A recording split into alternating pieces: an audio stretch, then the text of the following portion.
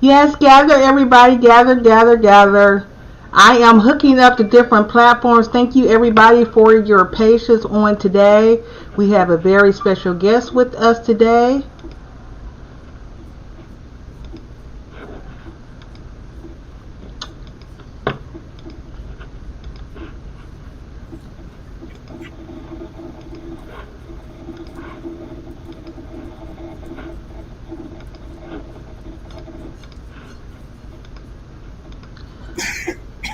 Okay, looks like we're connected. Hello, everyone. Welcome to the Doc Bookshop Live again. I am your host, Danya Crowder, co-owner of the Doc Bookshop. The Doc Bookshop is a family-owned and operated full-service bookstore in Dallas, Fort Worth. The mission of the Doc Bookshop is to inspire, inform, and educate customers through books and book related events in a relaxing and spacious environment. Yes, we are open. We are doing hybrid events, you guys. So we're doing virtual and in-store events, and our in-store events have been successful. Just connect to our Facebook pages and you will see all the activities that has been going on in store. The dock also has dock side items which include greeting cards, personal care, home care, beverages, candles, novelty, and gift items in addition to our meeting space. So today, you guys, we have Dr. Keisha White. I am going to bring up Dr. Everybody know Dr. Keisha White probably by now. You know, she has done. Let me get her camera on. Oh, I got her camera on. Everybody knows Dr. Keisha White. I have been using her from all my different events for a while. Just she is my go-to. She is a guru. She is executive director and founder of the Prep Factory, a college planning nonprofit organization that begins preparing college readiness at 7th grade, as well as work with students who have begun college and desire to return. Great services. She's highly experienced educational professional with a nonprofit management experience, 8 years in K through 12 classroom, plus 15 years of experience in law and public administration, seeking a post-secondary. Okay, she's already got her post-secondary, so she is now Dr. Keisha White. And Dr. Keisha White will be in conversation with Kaia Alderson. Let me bring her to the screen. Dr. Kaia Alderson. Hey, I'm just the Kaia. master vet. Sorry. Hi, how you doing? Kaia, I am so happy I have her book behind me. Back there. Kaia Alderson is a women's historical fiction author with a passion for discovering hidden figures in African American women's history. Her specific areas of interest are women's military history, and we don't have enough of that, you guys. We really do not have a lot of work in that. So she is a gem in this area. Also popular music, women in sports, upper middle class African American society, and women's international travel. She holds a sociology degree from Spelman College and a master's degree in education from the University of West Georgia. She honed her writing chops at the Hurston Wright Foundation. Oh, Hurston Wright Foundation. I need to be on that committee for book awards. And Bona's writing workshop. She is going to talk about her debut novel, Sisters in Arms, with Dr. Keisha White. And so I am going to just do a couple of housekeeping rules. And then I am going to turn the conversation over to Dr. Keisha White. If you would like to purchase a book, there's a call to action button. You just click that call to action button and you can purchase a book. And also, I think I keep going off my camera here. Also, if you want to ask a question, you can just click the button and ask a question. And please, there's a green button at the top of your toolbar. It's a follow button. So please follow the Doc Bookshop for all our upcoming and live events. And without further ado, I am going to turn this over to Dr. Keisha White. Hey, it's Hi. good evening, everyone. You know, we're here in Fort Worth, Texas, and the weather is absolutely manic right now. So you'll hear some thundering going on in the background. I got wet earlier, but nevertheless, we're gonna press our way through. I had to come in and really try to pull myself together. So, what's up, girl? Hey, how you doing? Pretty good. It's good to see you. It's good to see you too. It's been a while. It's been a while. Hmm. So full disclosure, everyone, Kaia and I have known each other since 2000. Zend, 2000, right? I think so. zend. Yeah. Yeah, I was living in Atlanta at the time. We were both in Atlanta, Hmm. and we were part of a group of dynamic women who wanted to Hmm. just get together and have a meeting of the minds and socialize freely. So Hmm. that was a lot of fun, and I've actually It was. we're still connected to a lot of those women to this Hmm. day, right? So for women's, so it just was so appropriate that for Women's History Month, I had to go into my doc bookshop family and say, "Hey, my friend wrote a book. Y'all need to have her for Women's History Month." I said, "I love it. What are we gonna do?" And then here we are, Hmm. still women Love from you. Thank movement. you. Yes. So let's jump into it. Okay. I have a list of questions. Okay. Just I say, hopefully have answers. I'm pretty sure you will. Mhm. Just in your bio, it touched on it briefly, but tell me, what is your writer origin story? Oh my goodness. How far back does it go? It goes back with the I was a voracious reader as a child, Right, and I was that kid. My parents hated going in the bookstore with me because I would be in there forever because I was looking for the book. I was like, I want to read a book, but I'm not finding the book I want to read. And right. eventually I got to the point where Toni Morrison quoted said, you have to write the book that you want to read. Um, and I was like, who am I to think I can write a book because all of this Mm, great literature I've written. And so I think the first time I ever actually wrote anything was a homework assignment in 10th grade. It was a poem we were supposed to write, and I just kicked out something and it wound up in the school literary journal for the year. And I was like, oh, maybe there's something, I might have something going on with this. And long story short, I had to get out of my own way and get out of ooh, my own head. And, you ooh, know, wee.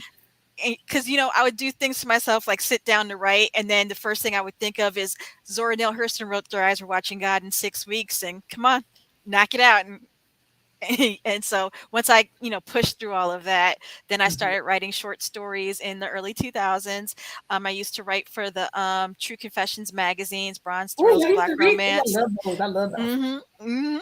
Yes, I used to write, that's how I cut my teeth, and then from there, I have a romantic comedy novella out. I was actually, reading Slush Pile for an online publisher, Mhm. and they had a call, and once it got my confidence of just reading what people were sending in, because I was, you put that pressure on yourself. It has to be perfect, perfect, perfect, Come and on. perfectly polished, and not necessarily. You have to just get the story across, because even if it was perfect, perfect, perfect, there's still going to be some editing that needs to be done Yes. for your publishing house's standards and things like that. So once I realized, oh wait, I think I'm ready, I submitted to that. Wound up publishing a novella with them, self-publishing a historical romance, and then I was plugging away on that on what's now Sisters in Arms, when my now editor floated this picture on her timeline and said, somebody write me Wow. this story. And actually, I had already seen this picture a couple of years before and had the same reaction, and had already started writing the story. This I particular love. picture is the 688 Postal Battalion in Rouen, France in 1945. This is actually the plaza where Joan of Arc was burned at the stake, and this was a Ooh. parade to commemorate Joan of Arc. Oh, okay, okay. Mhm. Well, you said a lot. I think it helps me go into my next question. But I'm going to say, without having seen that picture, it's Mhm. exactly how I pictured these women to Mhm. be very sharply dressed. And if you think about it, if you Mhm. Ralph Lauren has just released the new Spellman collection, Mhm. reminiscent of those times, like an Mhm. homage to that day and time for these women. Mhm. So, so maybe My some of the pocketbook gonna be. about to hate me when that come out. Hey, I get it. I get it. I'm Mhm. an HBCU alum as well, so I Mhm. get it. So you're talking about that. So it started in the 10th grade, pretty Yeah. much. That's Yeah. interesting because I'm a high school English teacher. Mhm. So I teach my kids to find their voice. Mhm. Middle school all the way through. Tell your story. I also had aspirations to be a writer, but there's there's Mhm. that motivation to make some money. and they were Mhm. telling us, you know. Mhm. So what was your major at Spelman? I was a sociology major That's and a right. Yeah. writing minor, and Oh, I did know I wanted to write when I went to college, but I also knew I wanted a job and to be able to pay my bills. So I had like my major, and then I said, okay, I'll do the writing on the side. But even in the minor, I was learning how to write argumentative pieces. My introduction to creative writing class turned out to be a screenwriting class. And again, it was one of those moments where I was like, I never thought about writing a screenplay or anything like that because who am I? right. I have no idea. And in the course of that class, I wrote a 22 short film piece that See, I was like, okay, now I know I can do it. now you And can. writing short stories through that. And then while I was at Spelman, I was selected. Edwidge Dandicott came as part of the Callaloo Journal college writing series, and I was selected for that. So I studied with her for a week. And yeah, so I was Wow. like, I guess I might be kind of good at this. And I've just been scribbling along ever since and just jumping on the opportunities as they presented themselves to me. Yes. So That you use very interesting. I'm writing some of the things down okay. as you were saying because There'll I'm be a seeing. quiz later or something. No, no, no. Look, the English teacher and me, I might. Mhm, Okay, so we know the inspiration for the book. You say you like to reveal the hidden figures. Like you see, I mhm. posted about Major Harriet West. Oh, Am I West. Yes. yes, I was like, Major am I Harriet getting West. because I was like, Mhm, wait a minute, let me look these people, these women up. Not these people, mhm. but let me look at these women. The real And I'm women. like, Mhm, oh snaps. Like it mhm, made it even better, mhm. to say to put a face with it and for her to even live to be 94 years old and to basically pass away in obscurity. Mhm. And I thought, man, wasn't till 2019 that they were like, oh yeah, let's do something to commemorate her. And it was like she was groundbreaking. Yes, she was. She was Mary McLeod Bethune's assistant in the 30s. And Yes, then she was Colonel Hobby, who was the first director of the Women's Army Corps. She was worked in her office after she went through officer training. yes. So that I love that because I love history too, right? And Mhm, it sounds like you and I had the same kind of um, pathway, except I majored political science and mhm. minored in English, and you minored in writing. But we're both. Um, I had a professor who said that Black people couldn't write, and I said, "What?" So Mhm. Let me Matt, prove you wrong. right? And it's like, so we're going to ignore the Harlem Renaissance. We're going to ignore Phyllis Wheatley, And I was like, okay, yeah. So Alexander Dumas, come and then on, the Three Musketeers, yes, Count of Monte absolutely. Cristo. So okay. William Ernest Henley. We're going to Mhm, ignore these people. No, we're not going to do that. I end up mhm, helping him leave. I end up helping him leave. mhm, I was like, it just didn't sit right with me. But mhm, so going back to you, mhm. um, how did you get into just like the historical fiction? What was it a picture? What was the moment that you were like, I want to tell this story? This particular story, I saw that picture on Yeah. Twitter, and I Okay. was like, "Oh my god, what is this?" Because I've always been a bit of a history nerd. World wars in general, or the Black experience in wars, have Mhm. always fascinated me. When I was well, part of the story is when I was 9 years old, I was reading Danielle Steele and Jackie Collins just because the books were thicker.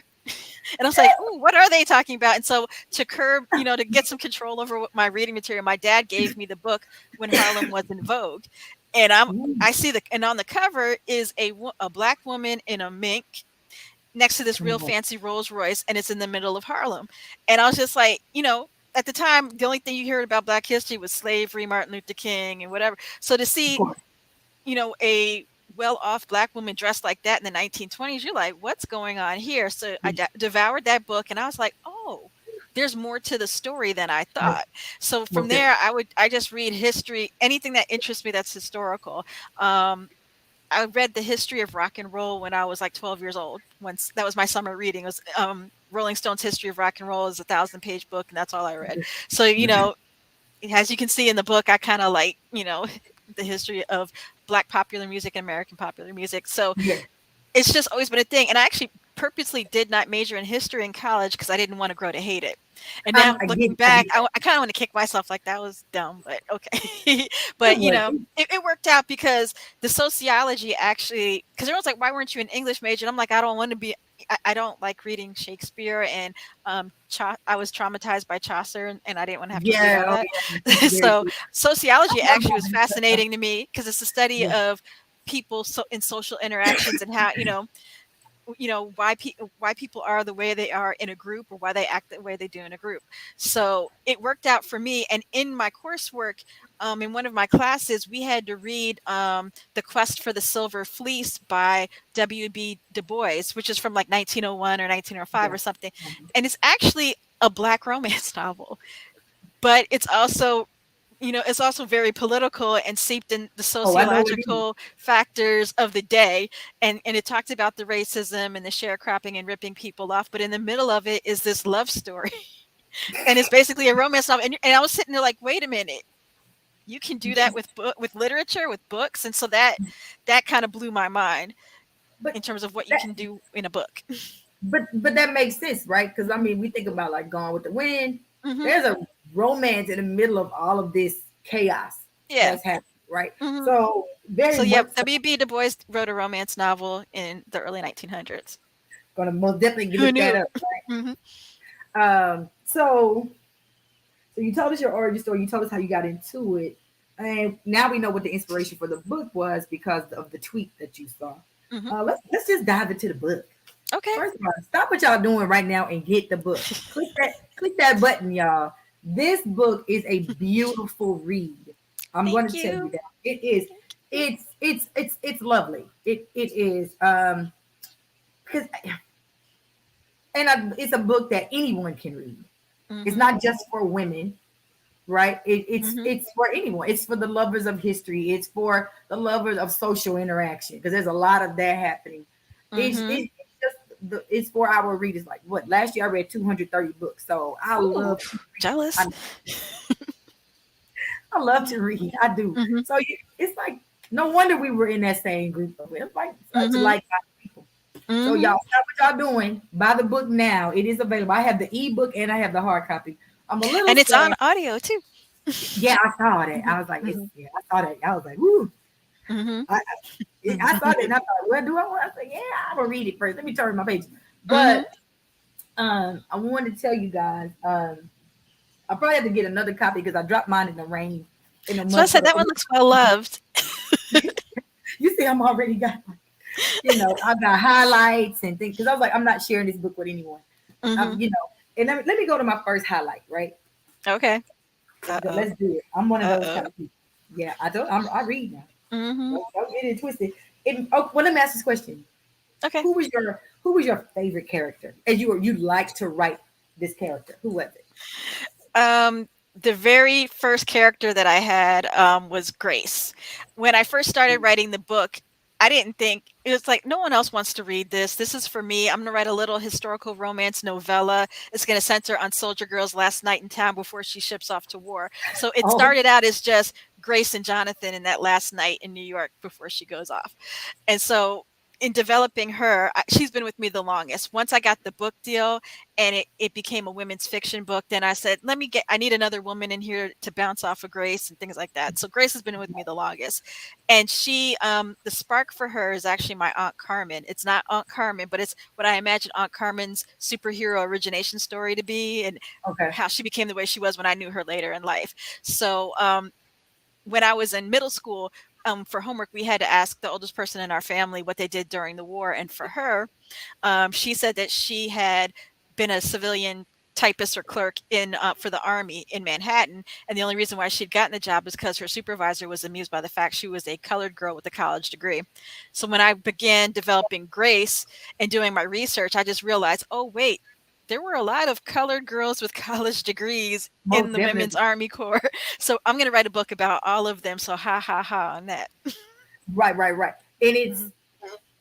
it's a see told you to Hmm. her who thought it was cute, Hmm. but it talks about it, but that's her story. It makes sense because it's about the minimizing of, or the diminishing of Mhm. the black woman, Mhm. right?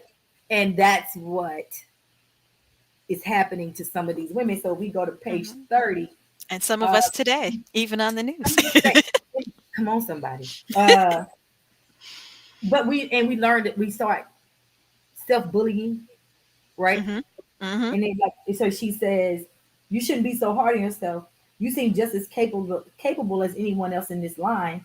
And that's Eliza talking to Grace, right? Mhm. And Mhm. who was, and Eliza was like fearless almost, Mhm. you know. But to go But up her self, daddy. maybe it's a lot to uncover in this book, y'all. Yeah, Hurry up yeah. and There, get there's to a lot. 30, y'all. I'm like, there were so many dynamics. So you connected with Grace, and I Mhm. get that.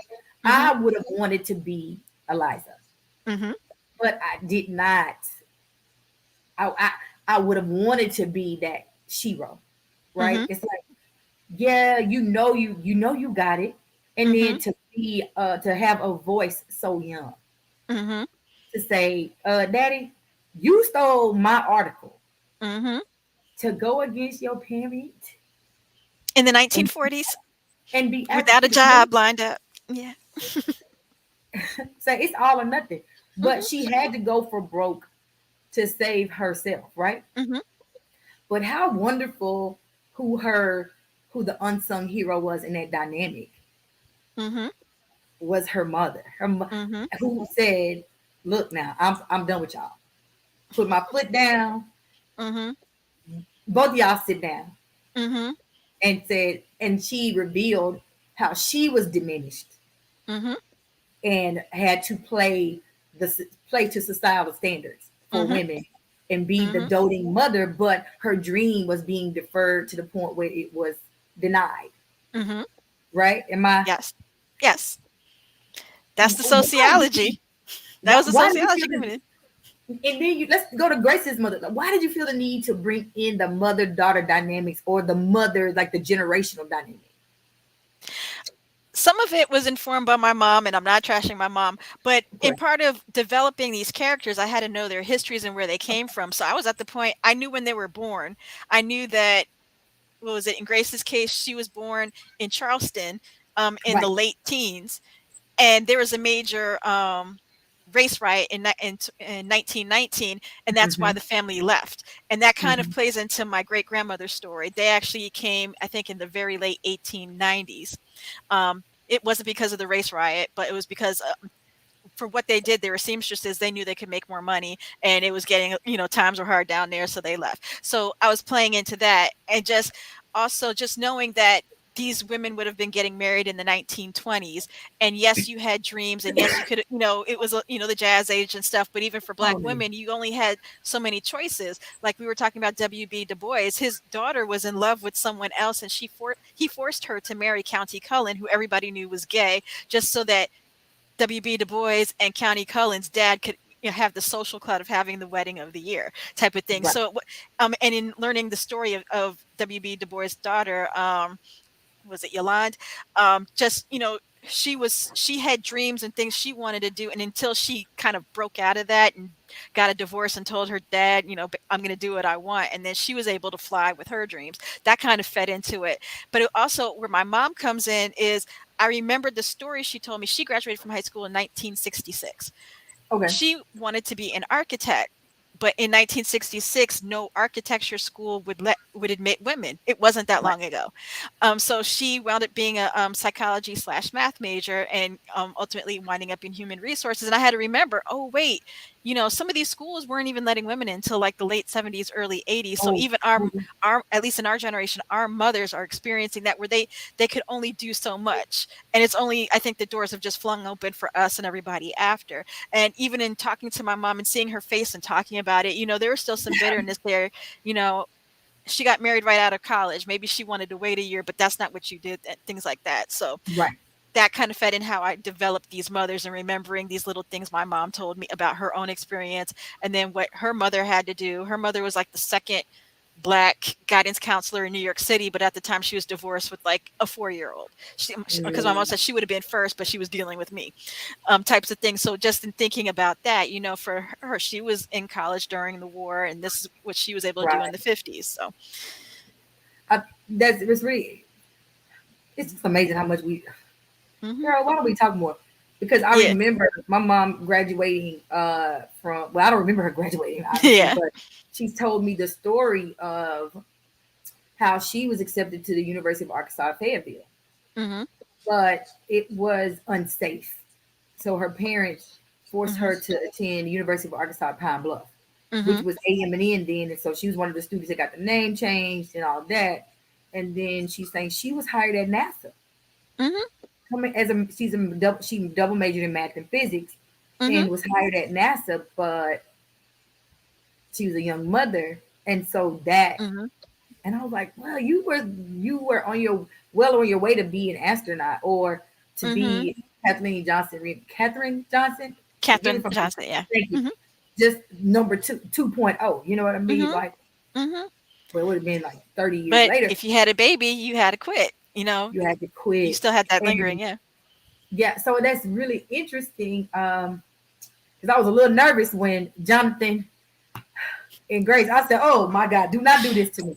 Do not do this to me right now. I said, so that makes me to my next point though. Okay. Why did you bring in the romantic element? Was it a nod to Dubois? It was a nod to what the story originally was, but one of the big things in my head, because I think we've all had it. What do you do when you meet the perfect guy for you on the No, absolute come on. worst day? What had Grace and Jonathan met the day before, or 2 weeks before, or even a year later? It would have been smooth sailing, but because they met on that particular day, and he was high ranking in the war secretary's office, and she was an officer, and there's no fraternization, and this attraction is there. Now every time you bump into each other, everybody's looking at you, and you can't you have again, Grace's thing is I have to be perfect all the time, because if All I the ever time. break the rules, as we see, it all goes downhill. Because The of one and only time, yeah, because of the dynamic of her mother. uh-huh, yeah. Her mother's pressure to be perfect. But Mhm. her mother also her intention wasn't to be a seamstress. No. She had another dream. Mhm. And then I love how Grace is talking about her mother's hands. Mhm.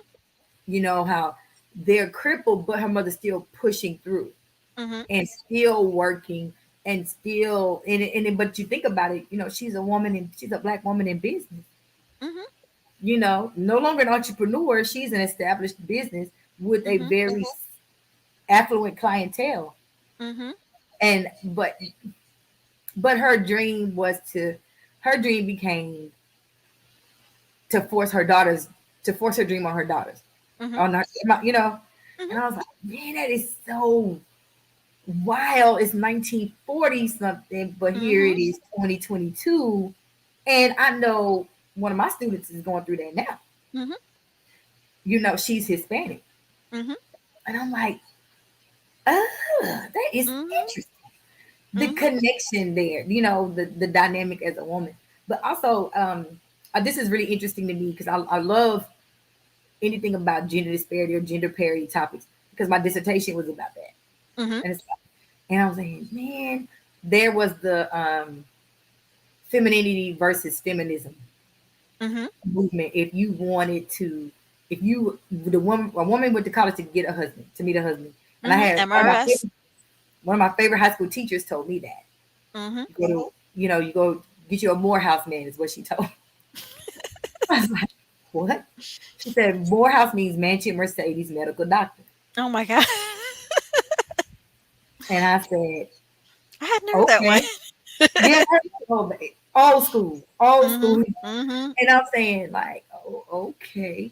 I mean, Bishop College old school. You know what I mean? Mhm. And Mhm. so it's like, okay, it's like, Mhm. but but there's that pressure, especially Mhm. from Eliza's dad. Mhm. It's like, You're my Oh, perfect princess, and I have your whole life planned out for you, and this whole social strata and pressure and everything. Yeah. but you gave But what do him you a do when that backstory. perfect plan goes awry? When something happens and everything goes left and that perfect plan just crumbles away? You do what a lot of people do is you shut You join the down. army? Well, for her, yeah, but he shut down, Mhm. right?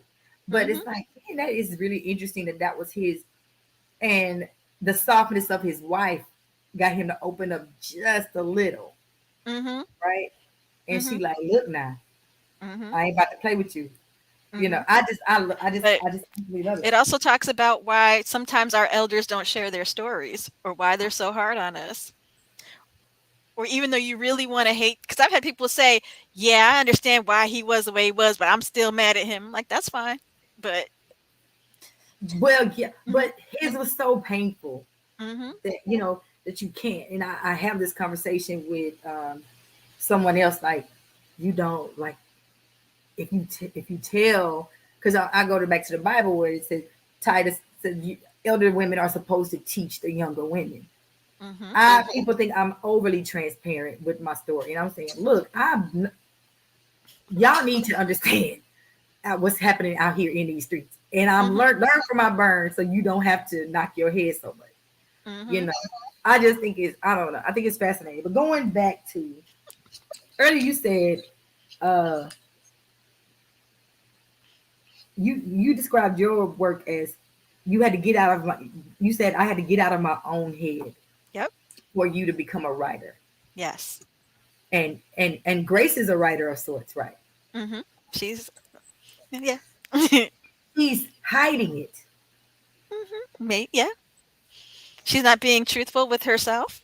Maybe, I don't know. Did you? They say these when we share ourselves or express ourselves in Mhm. literature is loosely based on the truth. Mhm. I'm gonna just go for, are you Grace? Are you Grace? No, I am not great. You Grace, girl. You I Grace. am not Grace. No, well, in that respect, but there's different reasons why Grace wasn't truly expressing herself musically because of the shame her mother was putting on, you know, her mother wanted her to do this music versus that music. And Oh we yeah. see that up through the history of black music, of gospel or the classical versus the secular. So Right. that's nothing new and nothing old, if you will. In my case, no one discouraged me from writing. It was me in my head. And again, Zora Neale Hurston wrote Their Eyes Were Watching God in 6 weeks, not understanding the process of she might have written the first draft and during a hurricane. It was Yeah. the first draft, but how long did it take her to revise it? Because I think the hurricane, that I think it took her a couple of years to get what Yeah. we now know, or just the whole process. It's about what we call button chair, hands on the fingers on the keyboard.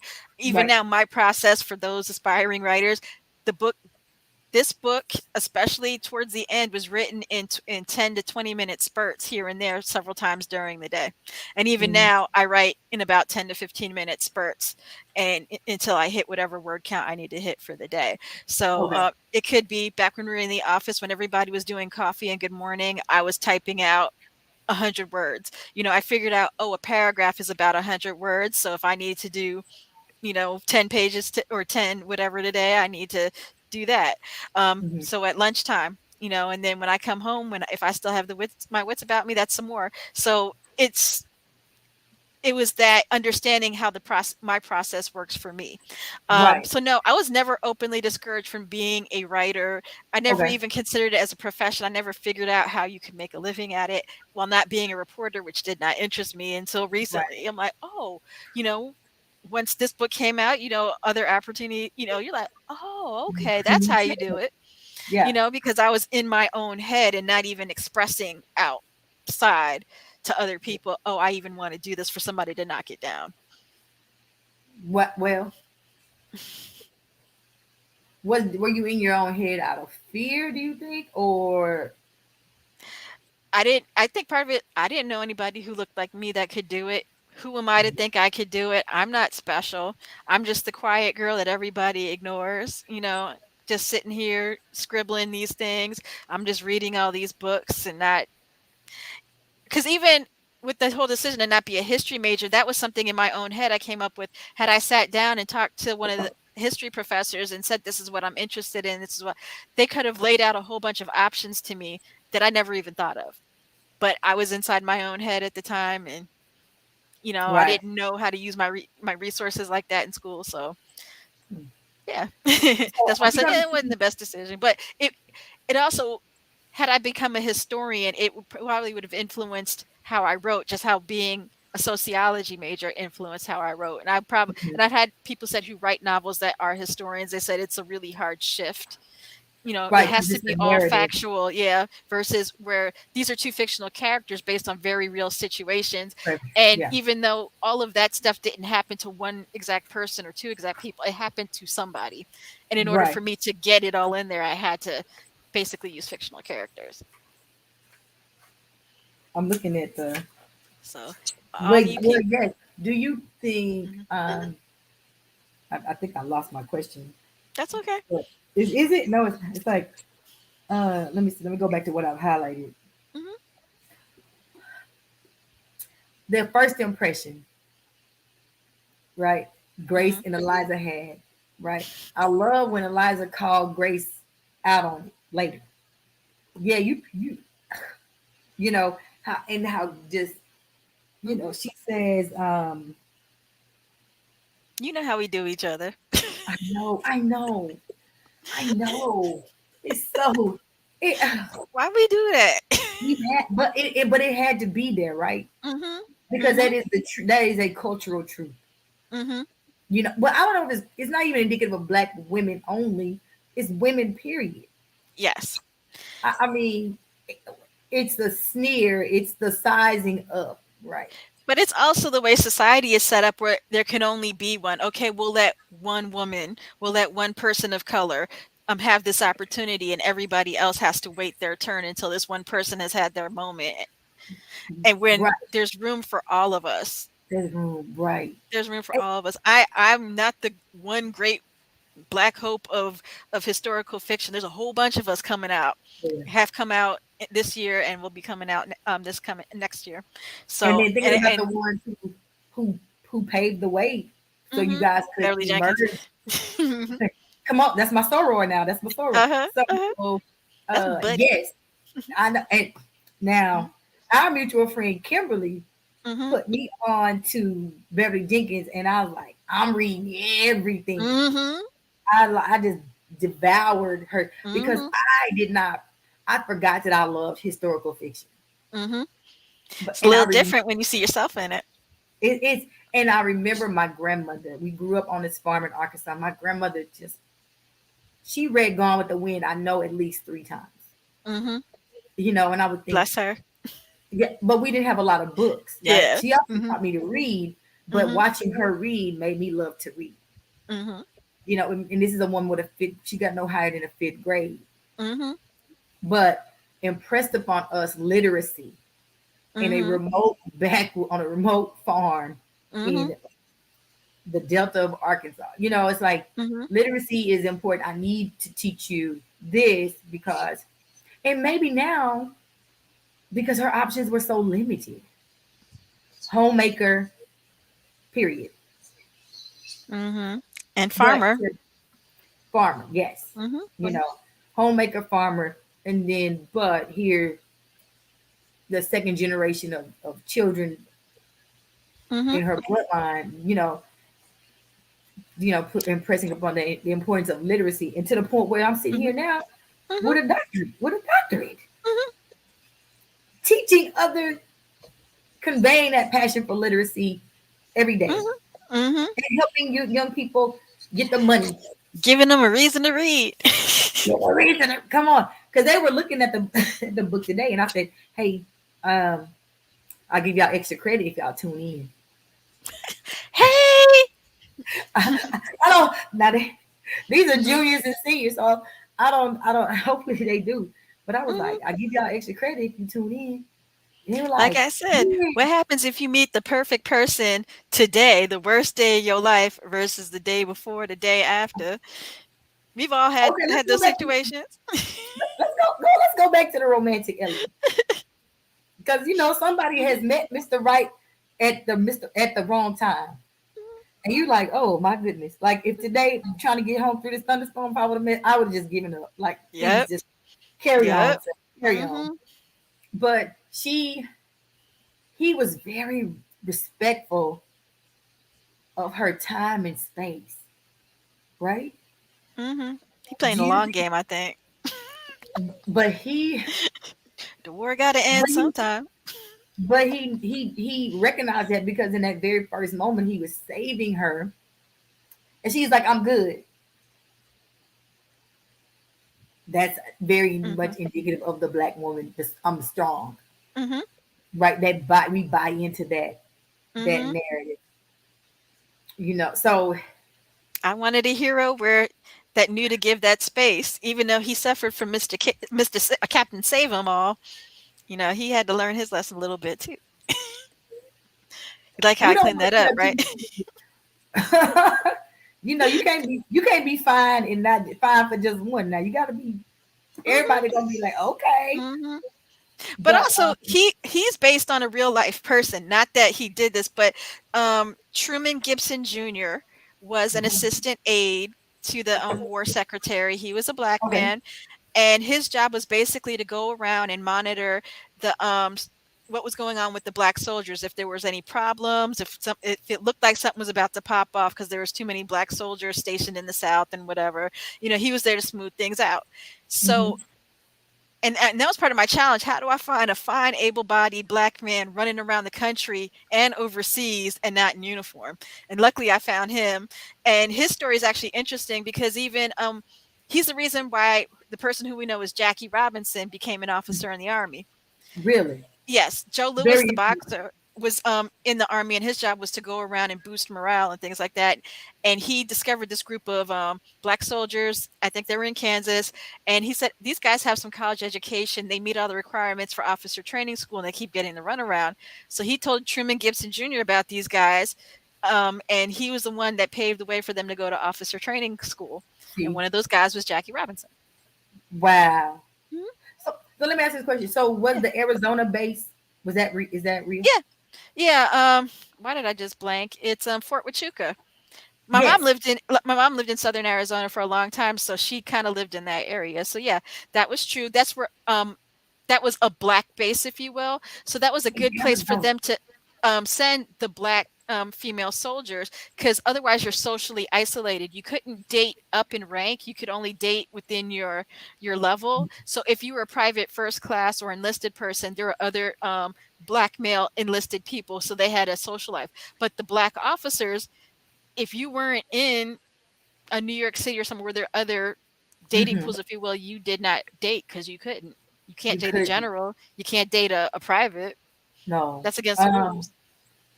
and then I love how I don't know if it was Grace or Eliza that was saying like, um, okay, this isn't y'all's pool of this isn't where this is not your fun. These are not your fun girls.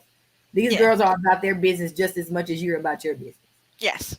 And I was like, I Hmm. love that. I love that you Hmm. you made a point to say that they're not at a woman with the women were not at their disposal.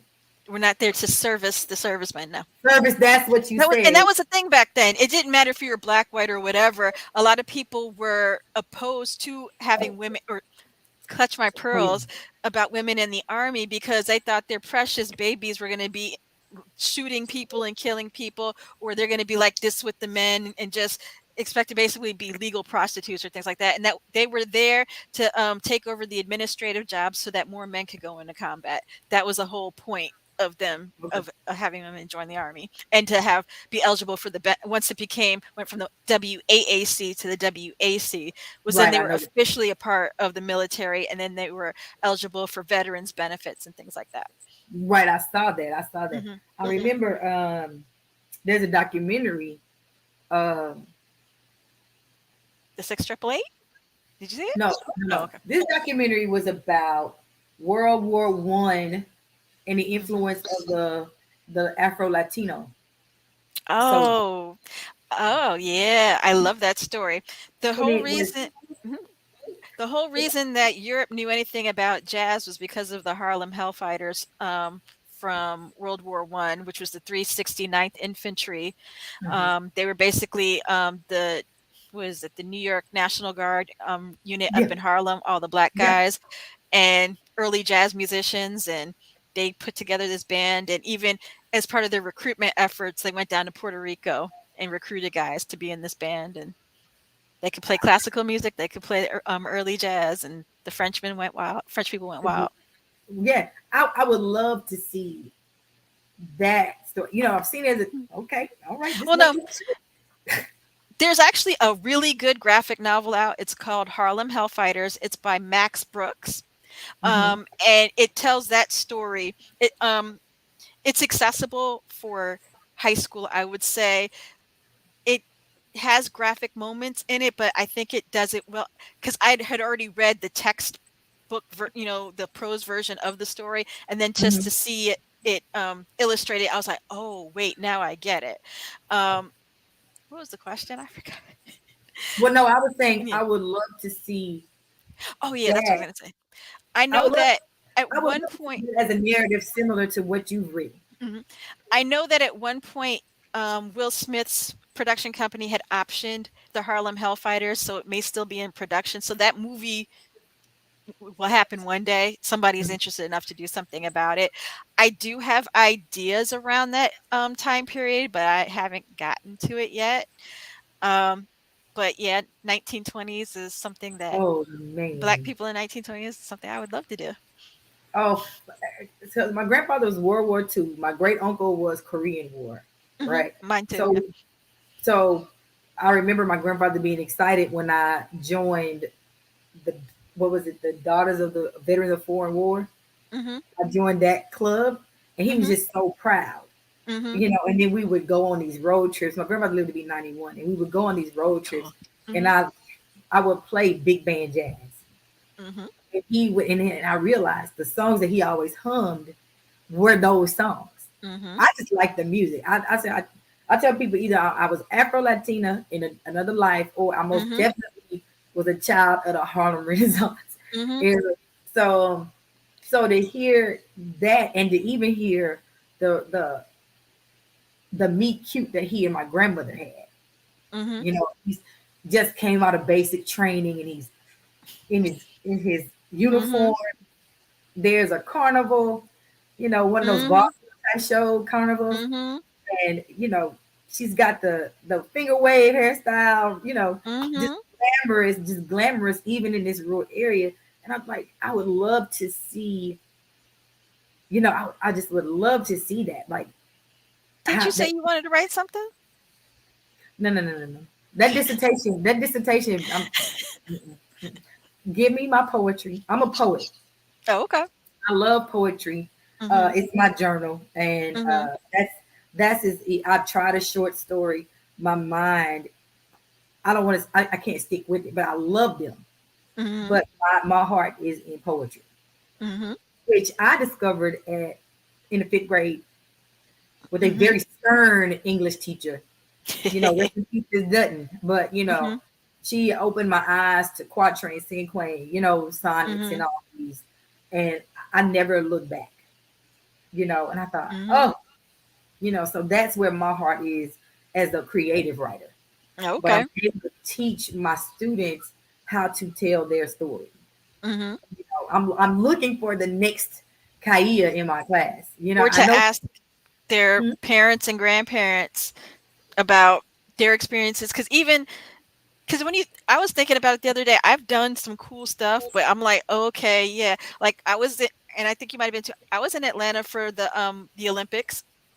Yeah, You know, when the bomb yeah, happened, those guys who were laid out in the street, on the newspaper across the world, those are my friends. And if I'd gotten off of work an hour or two later, I would have been with them. Things yeah. like that. So, and it's just like, you don't think about it because you're like, okay, whatever. But for the younger kids, they're like, wait, you were around for that? Or even little, in my 4-year-old, she's even asked me, oh, you did that? And I'm like, yeah. Okay, I guess that is kind of cool. So, you know, with the pandemic and stuff, we started a family Zoom call every Sunday morning, and my sister started asking my dad questions because my parents went to college in Chicago in the late '60s, early '70s. It was just Ooh, north of the city, so yeah, there is a lot going on. So, there's a lot going and on. I'm sorry, my mom graduated in 1968, not '66. So she, an incoming freshman, is coming to Chicago in the summer of 1968, which we all know was kind of significant. Or they were there for Fred Hampton. They were Yeah. able to. If they would let people tour through the house to see how bad they shot it up. So they were there for that. They were that first group of black students at their particular college. So they talk Mhm. about that. And my dad even talked about how later in the '70s, he was driving on the highway in the opposite direction near Attica. So he saw all the emergency vehicles going to the prison when the riot happened. Just little, it's just, oh yeah, yeah, I Yeah. did see that. Or yeah, or we did, we weren't at Woodstock, but we were nearby. So we saw the Right. people, in the outskirts. Yeah. So you're just like, oh, really? Wow. Okay. So what are you writing now? Are you at liberty to say like Yes, what's the current it's project? been What's announced. up? Talk to us. Oh, I am writing. The working title is In a League of Her Own, and I call it "It's a Girl with the or a Woman with a Dream and a Baseball Team." And it's about an ambitious young woman who were not for the official record, no one really knows if she was a white woman who lived black or was mixed race and really fair skinned, but lived openly black in Harlem. And she was a civil rights activist, and she married this guy, and who wound up buying a Negro Leagues team, and she eventually went on to become currently the only woman inducted in the Baseball Hall of Fame because she owned this Negro Leagues team. Wow. Her name was Effa Manley. Say it again. Effa Manley. Her name was Effa Manley. And I actually, this past fall, was able to go to Cooperstown and look at her journal that she kept and communed with Effa, and working on that story now. I love that. Mhm. So what's your timeline? So you're working on this project. When will Yeah, I'm we? finishing up the draft. I'm thinking for spring next year, for baseball season Oh, next year. really? Ooh, Hmm. summer reading. I love it. I love it. Yeah. Love it. Right in time Hmm. for patio season. So just where can they find you? Where can your new fans? Because I know you picked up some. Where can we find you on social media? You can find me being silly on Twitter. It's at Kaia Writes, KaiaWrites. You can also find me at that same address on Instagram. Um, at the early part of the pandemic, you would see my stress bakes. Now it's a little bit of crafts and book stuff. I am on Facebook as at Kaia Alderson author. Okay, I'm about to follow you on Instagram now. Okay. So follow me back. It's the Prep Hmm. Factory. Yes. Uh, and then what is your writing space like? You know, in this virtual world, everybody had to make it work. What is your? I'm just curious. What is your writing space My bed, but like? I do have my own office space outside of the house that I don't get to as much as I like, where I can just have total quiet, close the door, do what I need to do, and keep all my books because I have a ridiculous amount of books. See, yes, yeah. How do you write with a 4-year-old? How do I write with the 4-year-old?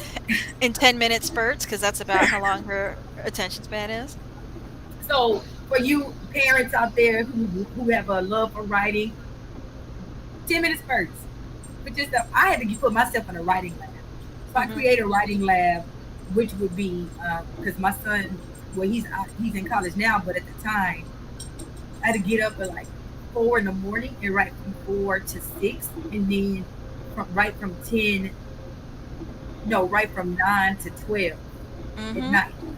And I'm Hmm. like, sir, go to bed. But he's a sophomore in junior high school, so it's like, sir, I can't get started till you get out of my writing space. Hmm. You know, so as a writer and a reader, I like to always know what other writers are Hmm. doing. What is your nook, your writing nook? Yeah. It's like yours is the big. Yeah, and I'm a plotter, so I try to outline everything in advance. So when it is time to write, I just look at the outline. Okay, this is what I'm writing, and knock it Right. out like that. I'm teaching my students that writing outline now. Hmm. They hate me. I'm the most hated English teacher in the high school now. Miss, why do you need this? I said, because it helps you stay on topic. It will help you. Hmm. Everyone in the world uses a writing outline. When you go to college, you're going to thank me. You can't appreciate me Hmm. now? All right. Mm-hmm. So what would you tell the Those young three writers? page papers. Yup. Three to What, five what would page you papers. what would you tell a 10th grader now about who aspires to write? Write whatever is in your head now. If you need somebody to give you a permission, this is me officially giving you permission to be a writer. Um, with my special remote control, I now knight you an official writer. Go forth and write. What you have to Go say for it. matters. Only you can tell the stories and the ideas in your head. Like if you're like me, I couldn't find the books that I wanted to read, so I had to write them. And the opportunities are out there. It's exciting time. It's exciting. Hmm. All right. So Danya, Okay, what is I enjoyed the conversation. I was just looking to see what kind of questions were out there, and I don't think people heard about how the black officers responded to the women that were in the battalion. Did y'all talk about that? I don't remember. That's one How of the they respond. questions I. Yes. How did other people? It was a mixture, and it was society in general. Some people were really excited, especially when they showed up in France, because yeah. once the word came out that there are Black American women in France, from the way they describe it, if you were a black man and that was your flavor, you found a way to get to where they were stationed. And there's actually a picture out there where the unit had their own MPs, and they show one of the female MPs, in front of the door, and there's just all these people just trying to get in. So in the book, there's a moment where when they're marching from when they arrived by boat, marching into their base, where people the men are just there and like, hey Susie, remember me from fifth grade or whatever, just trying to get their attention. So in that respect, in that moment, it was very exciting and a morale booster for those men. To me, it came across as adoration. Hmm. Mhm. Even with like there was the Canadian soldier, but then there was the Southern Hmm. redhead soldier who he didn't. There was that because you still had to talk about Hmm. segregation. Yes. That because that's very much the it's Hmm. not the fabric of the story, but it's inner you expertly wove it in there so that Hmm. it didn't feel like oppression And that was because the other side of it, yeah, because stateside, you had to be careful. Women, black female officers who were in the wrong place at the wrong time at night were beaten up because they oh were my in god, uniform, or just because of the Oh, the expectation that if there was a white man who was of a lower rank, he was expected to salute her and to yes, follow her orders. And so she had to be put back into her place. So there was that. There is a scene in the book that is based off of real life where a white woman saw these black women with their officer stripes and tried to have them arrested. the 1940s Karen. I was like, oh my Yeah. god, Yep. but Nosy Nelly. but it's you know Hmm. but it's because it happened. Yeah. It happened, and even when they went into the mess hall and there was the sign for colored, and Hmm. then them pointing out, well, there were no other signs, so they knew it was an intimidation Hmm. because it was obvious because you had to sit with your battalion. Is that the word? Yes.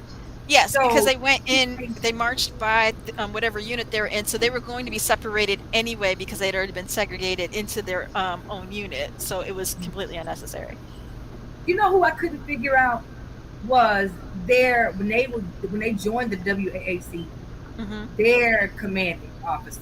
Their training officer. Hmm. Yes, I didn't know which way he was gonna go, and it's like, is it tough love? Excuse me. Is it tough love, or is it that he's just really asinine?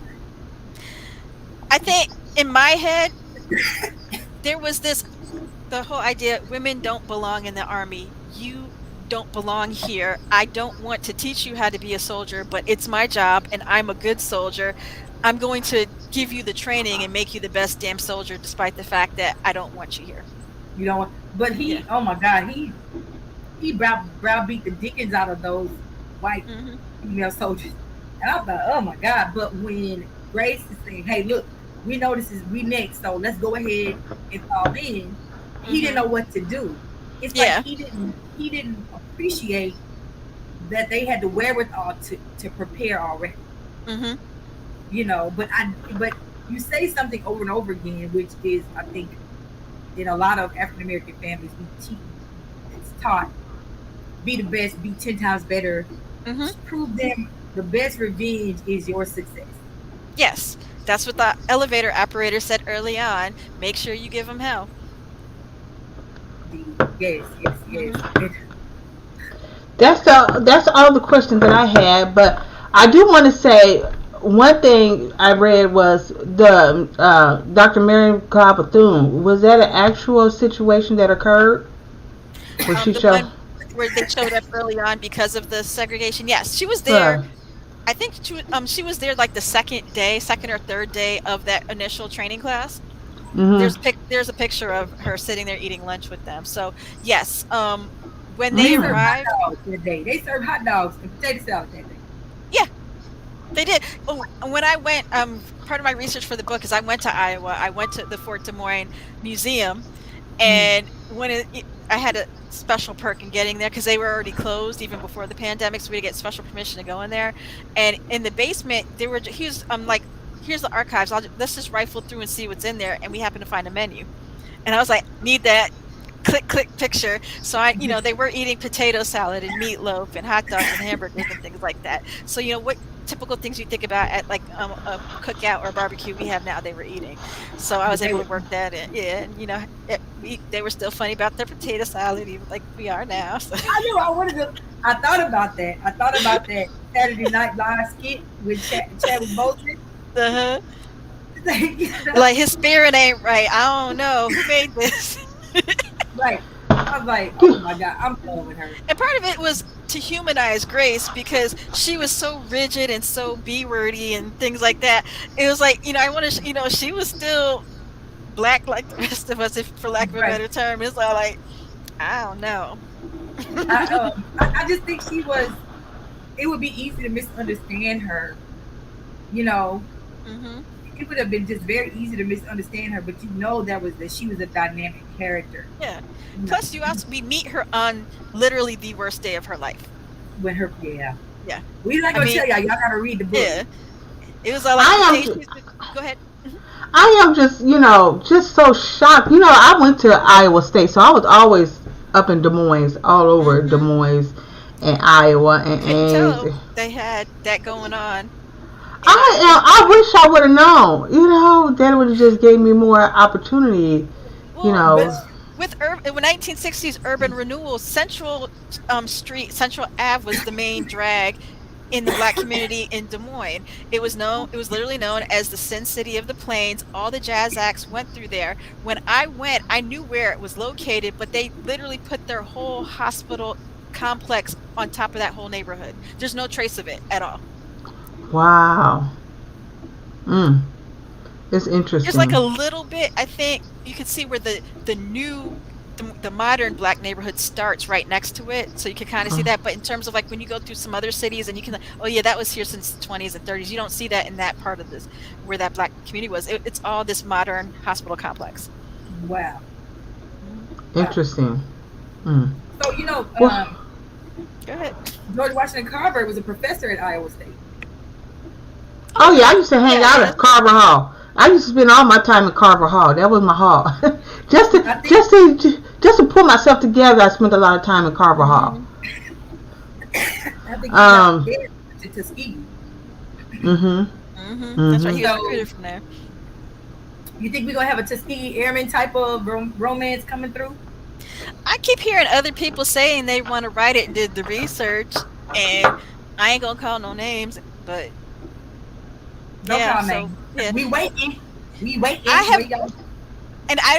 I'm very open. I don't want anybody to have the experience of saying we already have sisters in arms. We don't.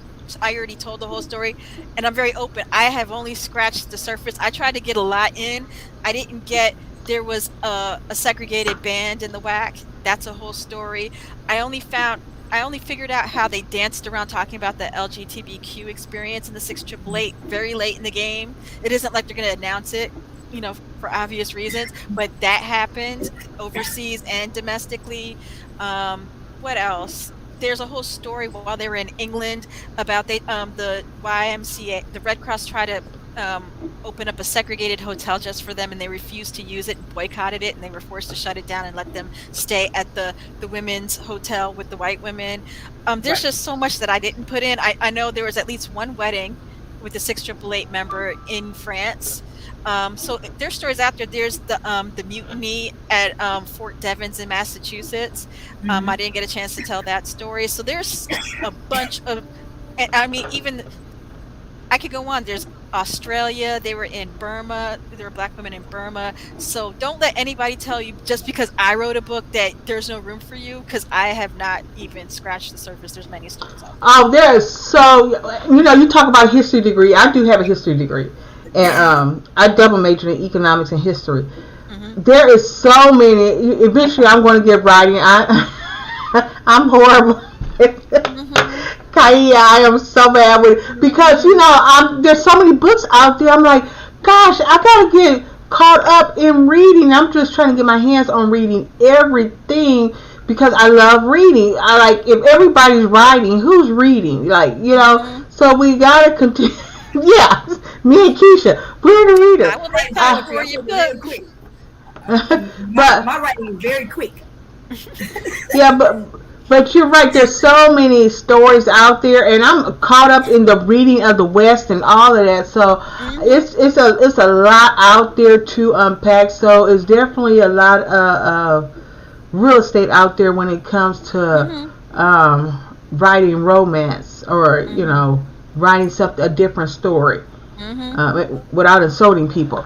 But anyway, I am going to go ahead and we have no more questions, and I hope everybody enjoyed the book. Get this book, and we do also have Night Women's Book Club is also doing Night Women Book Club is also for their anniversary is celebrating with the Sister in Arms. So that is going to be Thank April, the you. first weekend in April. They're going to be celebrating with the Sisters in Arms. So I am excited about how that conversation is going to go.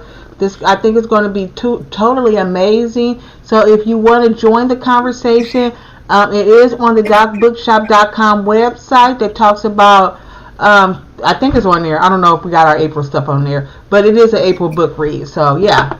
So thanks a lot, and I will look for the pictures because they'll probably take plenty of pictures with your book. Okay. so, so thanks a lot, everybody, for attending the Doc Bookshop Live, and I'll see you Thursday. Thank you. Bye.